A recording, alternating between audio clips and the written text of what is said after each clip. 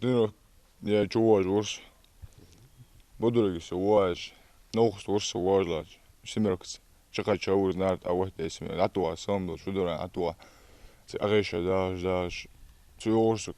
Ой, мышах дохуя.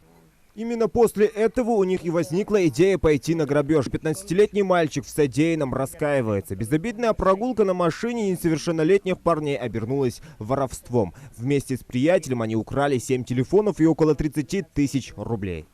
Я что предложить это. Хамди шудора يعني تك حماش. بيراس إلا واتس من يعني سيستم خبي يعني بيدرس. Ну да, лошадиные снесли, летний ван.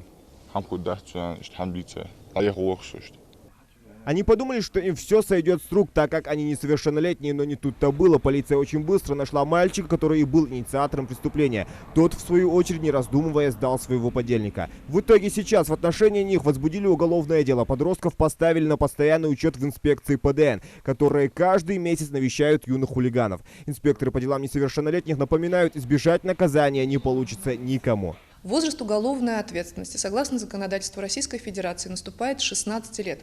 За совершение тяжких и особо тяжких преступлений с 14 лет. Однако, если подросток совершил преступление до достижения возраста уголовной ответственности, по решению суда он может быть направлен в специальное учебно-воспитательное учреждение закрытого типа сроком от 1 до 3 лет. С начала этого года в регионе зарегистрировано 11 преступлений, совершенных лицами, которым нет еще 18, что гораздо меньше, если сравнить ситуацию с прошлым и позапрошлым годами. А вот в 2017-м их было всего 9, тогда Ингушетия даже возглавила топ-5 регионов с низким уровнем подростковой преступности. Трудные подростки, желание доказать свою самостоятельность и взрослость, юношеский максимализм толкает подростков на необдуманные поступки, в том числе на преступления. Сейчас на профучете в ПДН состоит 49 подростков, из них 21 поставлен в текущем году. Из них 42 мальчика и 7 девочек. Послужной список юных нарушителей удивляет. 5 человек употребляют наркотические средства, 2 – алкогольную продукцию, 9 совершили правонарушения, 3 – антиобщественные действия, 7 привлечены к уголовной ответственности, 6 совершили общественно опасные деяния до достижения возраста уголовной ответственности, 15 обвиняются либо подозреваются в совершении преступлений и 1 осужденный за преступление небольшой или средней степени тяжести.